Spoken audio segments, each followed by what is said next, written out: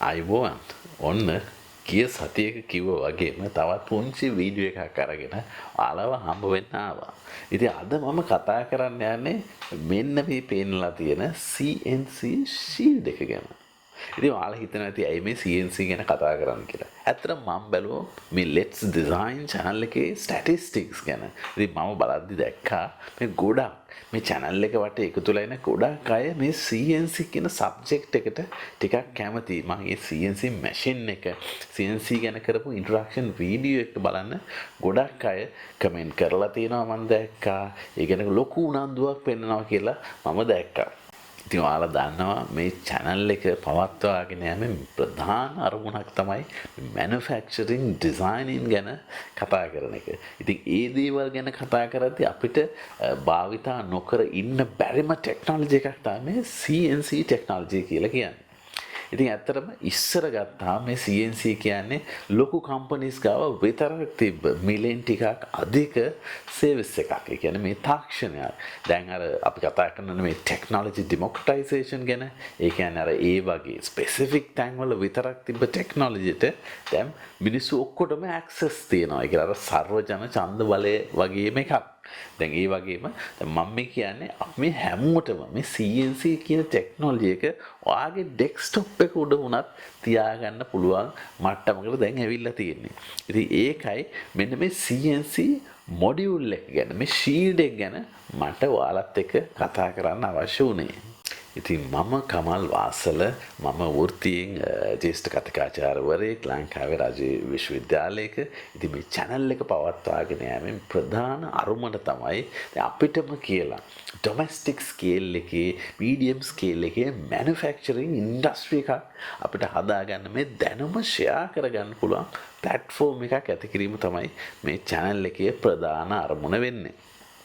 ඒකත් එක්කම අපි යමු අද දවසේ මේ කතා කරන CNC shield එක. මෙන්න මේ කියන CNC shield එක කොහොමද වැඩ කරන්නේ කියලා ඔයාලට පෙන්නන්න.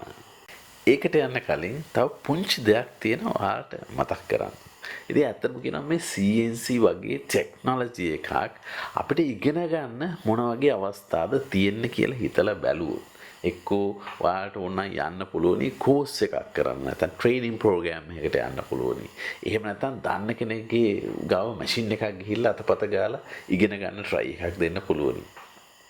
එහෙම නැත්නම් සාමාන්‍ය ඔයාලා යුනිවර්සිටි එකේ ස්ටුඩන්ට් කෙනෙක් වගේ නම් ඉන්ටර්න්ෂිප් එකක් වගේ හොයාගන්න පුළුවනි. ඉතින් ඇත්තටම කියනවා නම් මේ වර දැන් කම්පනීස් වල තියෙන CNC machines වගේ ගත්තාම ටිකක් මිලියන් අධික වටිනාකමෙන් අධික machines නිසා ටිකක් පාවිච්චි කරන්න අමාරුයි. ඒ කියන්නේ දෙන්නෙත් නෑ වැඩි අතපත ගන්න. ටිකක් ඉතින් පරිස්සම් කරන machines නේ. ඉතින් මම අද මේ කතා කරන්නේ අන්න ඒ වගේ මැෂින් එකක් ඔයාලටම තියෙනවා නම් ඔයාගේ ගෙදර ඔයාගේ ඩෙස්ක්ටොප් එක උඩ. ඉතින් ඔයාලට මේ මැෂින් එකෙන් ඕන දෙයක් කරන්න පුළුවන්. ඔයාටම කියලා ඉගෙන ගන්න පුළුවන්. ඔයාට කියලා අලුතෙන් මෝටර්ස් මාරු කරන්නද මේක කරන්න තියෙන හැම දෙයක්ම කිසිම බයක් නැතුව කරන්න පුළුවන්. ඉතින් ඒක කරන්න අපිට මේක ටිකක් ලාභදායක විදිහට මැෂින් එක හදාගන්න පුළුවන් වෙන්න ඕනනේ. ඉතින් මම මේ වාට කියන ටෙක්නොලොජි එක මේ CNC shield එක පාවිච්චි කරලා මම නිකන් දල වශයෙන් හිතලා බලපු විදිහට රුපියල් 15000ක් 10000ක් ඔන්න වගේ ගානක අතර ඇතුළත ඔයාලට මේ පොඩි මිනි ස්කේල් එකේ හොබි ග්‍රේඩ් එකේ CNC machine එකක් ඔයාගෙම කියලා එකක් හදාගන්න පුළුවන්. ඉතින් ඔයාලට මතක ඇති අපි 3D printing ගැන කතා කරද්දී අපි කතා කරා වචනයක් open source කියලා. මේ open source කියන්නේ මේකේ source එක in public අපි ඕන කෙනෙක්ට freely පාවිච්චි කරන්න පුළුවනි.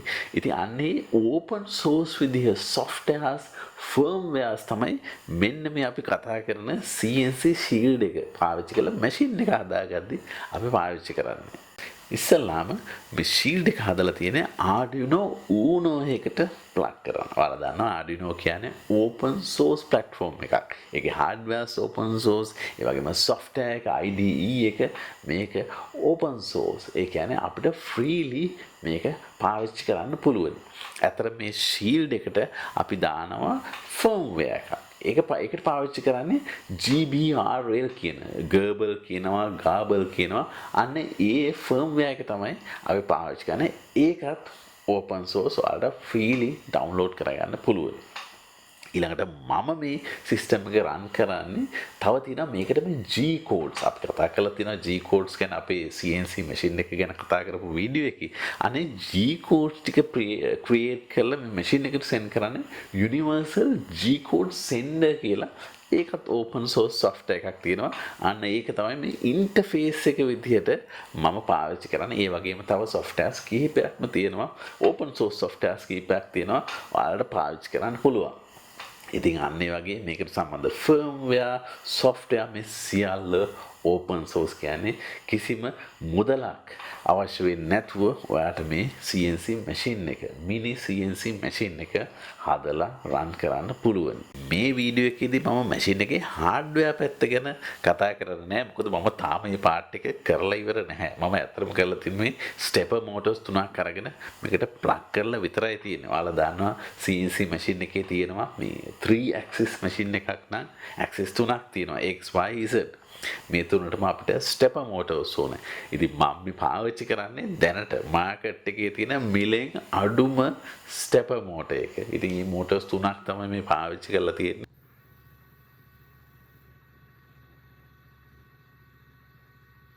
කියන්නේ ඒ වගේ මම බලාපොරොත්තු වෙනවා මේක මේ open source hardware design එකක් පුළුවන් ද කියලා අරගෙන එන්න. ඒ කියන්නේ අපිට පුළුවන් නම් මේ 3D printers වගේ පාවිච්චි කරලා අර RepRap එක වගේ පළවෙනි 3D print එක වගේම ඒකේ joineries වලට පාවිච්චි කරලා තිබ්බේ මේ 3D printed parts මනේ. ඉතින් අන්න ඒ වගේ 3D printed parts පාවිච්චි කරලා ඒකත් එක්ක අනිත් metal components උත් පාවිච්චි කරලා අපිට බැයිද මේ open source විදිහේ RepRap වල වගේම පොඩි CNC එකක් machine එකක් හදන්න.